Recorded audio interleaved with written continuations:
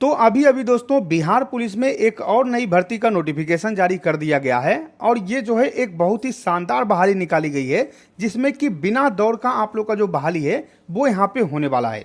अगर आप जो है बिहार पुलिस की बहाली का इंतजार कर रहे थे तो आप सभी के लिए शानदार मौका रहने वाला है, क्योंकि बीपीएसएससी के माध्यम से अभी अभी जो है बिहार पुलिस में एसआई यानी कि दरोगा के पद पे जो है एक नई बहाली का जो नोटिफिकेशन है वो आप लोग यहाँ पे जारी कर दिया गया है और इसका जो ऑनलाइन आवेदन है वो आप लोग यहाँ पे शुरू होने वाला है। तो आज मैं आपको जो है इसी बहाली के बारे में जानकारी देने वाला हूँ कि इसमें योग्यता पात्रता क्या रहने वाला है, कहाँ से आप लोग को अप्लाई करना होगा, किस तरीके से ये बहाली निकाला गया है। ऑफिशियल नोटिफिकेशन के माध्यम से मैं आप लोग को जो जानकारी है वो यहाँ पे देने वाला हूँ। सबसे पहले दोस्तों यहाँ पे देखिए मैंने जो है बीपीएसएससी का जो ऑफिशियल वेबसाइट है उसको यहाँ पे ओपन कर रखा है और यहाँ पे आप लोग देख लीजिए डेट यहाँ पे दिया हुआ है 3/7/2026 को जो है ये नोटिस आप लोग यहाँ पे जारी किया गया है और यहाँ पे ऊपर में ही आपको देखने को मिलेगा for selection of police sub inspector general close cadre in special branch, यानी कि दोस्तों ये जो है स्पेशल ब्रांच का आप लोग का बहाली यहाँ पे रहने वाला है। अब इस पे जो है आपको क्लिक करना है, कुछ इस तरीके से नोटिफिकेशन आप लोग यहाँ पे डाउनलोड हो जाएगा और इसमें सारा जानकारी आप लोग यहाँ पे दिया हुआ है। अब मैंने जो है नोटिस यहाँ पे ओपन कर रखा है, मैं आप लोग को सारा कुछ यहाँ पे बताता हूँ। सबसे पहले ये जो वैकेंसी है दोस्तों ये जो है आप लोग का सामान्य बंद संवर्ग में आप लोग का बहाली निकाला गया है और ये जो है विशेष शाखा के लिए आप लोग का जो बहाली है वो यहाँ पे होने वाला है। इसके लिए जो ऑनलाइन आवेदन है वो 9/7/2026 यानी कि 9 जुलाई से आप लोग यहाँ पे स्टार्ट होगा और 9/8/2026 तक आप लोग का जो आवेदन है वहाँ पे चलने वाला है, यानी कि लगभग 1 महीना आप लोग का जो समय है वो यहाँ पे दिया गया है। यहाँ पे दोस्तों जो पोस्ट रहेगा वो पुलिस सब इंस्पेक्टर का यहाँ पे पद रहने वाला है, यानी कि आप लोग दरोगा जिसको बोलते हैं, एसआई का जो पोस्ट है वो आप लोग यहाँ पे रहने वाला है और वेतनमान जो है वो लेवल 6 का आप लोग का वेतनमान रहने वाला है। यहाँ पे टोटल जो है 150 पद पे आप लोगों का जो बहाली है वो यहाँ पे निकाला गया है। नीचे आप लोग आइएगा तो इस बहाली के बारे में और डिटेल में जानकारी दिया हुआ है, मैं योग्यता बता देता हूं। तो यहाँ पे देखिए सबसे पहले जानकारी दिया हुआ है कि आवेदन के लिए क्या पात्रता आप लोग यहाँ पे रहने वाला है।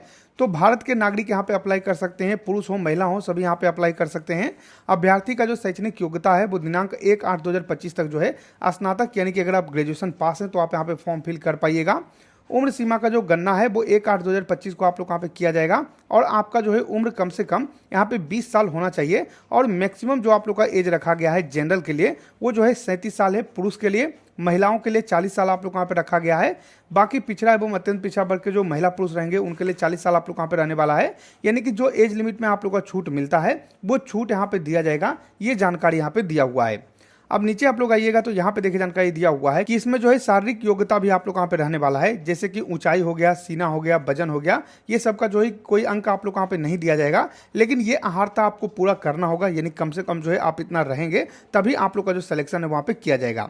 जैसे कि ऊंचाई की बात करें तो अनारक्षित सामान्य वर्ग के लिए या फिर जो है पिछड़ा वर्ग के पुरुष के लिए 165 सेंटीमीटर आप लोग का हाइट यहाँ पे रखा गया है।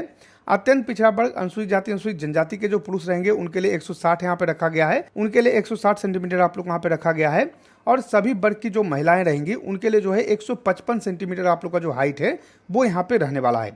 सीना जो है पुरुष का आप लोग यहाँ पे मापा जाता है, तो इसमें मिनिमम जो है अगर आप जनरल से आते हैं तो 81 सेंटीमीटर आप लोग का जो सीना है वहाँ पे होना चाहिए और फुलाकर जो है 86 सेंटीमीटर आप लोग यहाँ पे होना चाहिए, यानी कि 5 सेंटीमीटर का आप लोग का जो फर्क है वो छाती में यहाँ पे आना चाहिए, इस बात का आप यहाँ पे ध्यान रखिएगा।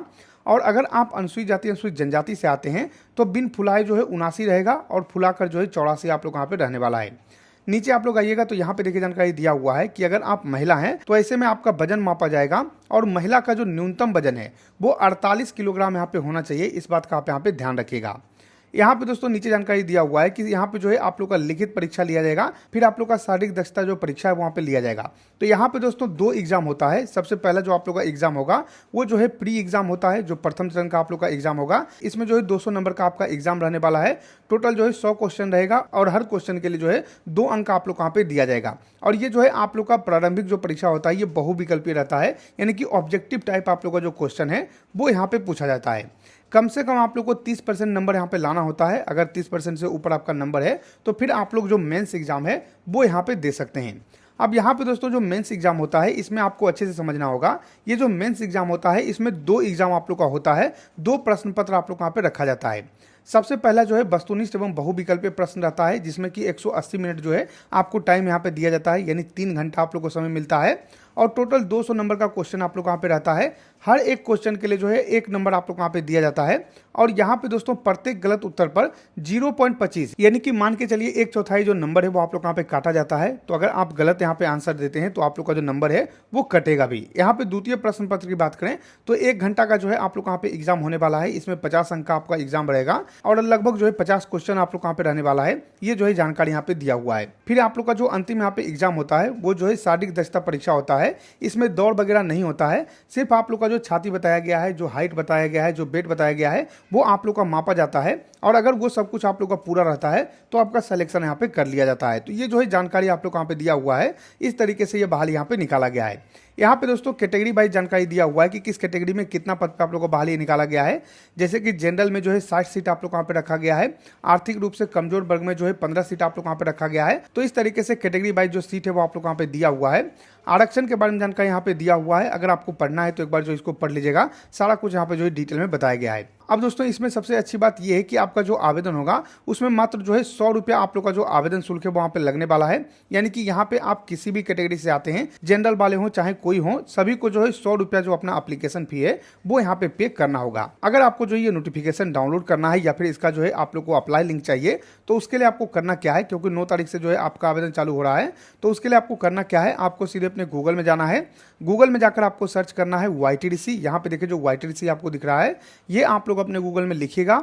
सबसे पहला जो लिंक मिलेगा उस पर क्लिक करके आपको इस वेबसाइट पे आना है।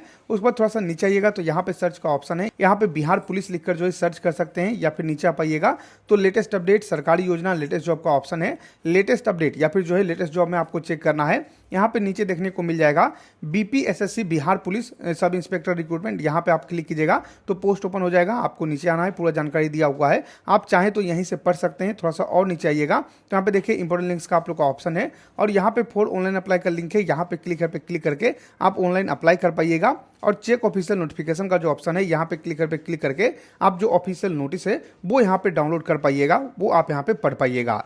तो सारा कुछ मैंने आपको बता दिया है, सारा कुछ मैंने आप लोग को ऑफिशियल नोटिस के माध्यम से दिखा दिया है। आशा करते हैं कि आपको वीडियो पसंद आया होगा। अगर ये वीडियो पसंद आए लाइक इस वीडियो, सब्सक्राइब कीजिए हमारे चैनल को, साथ ही शेयर कीजिए इस वीडियो को ताकि और भी लोग को जानकारी मिल सके। हम मिलते हैं आपको अगली वीडियो में, तब तक के लिए धन्यवाद।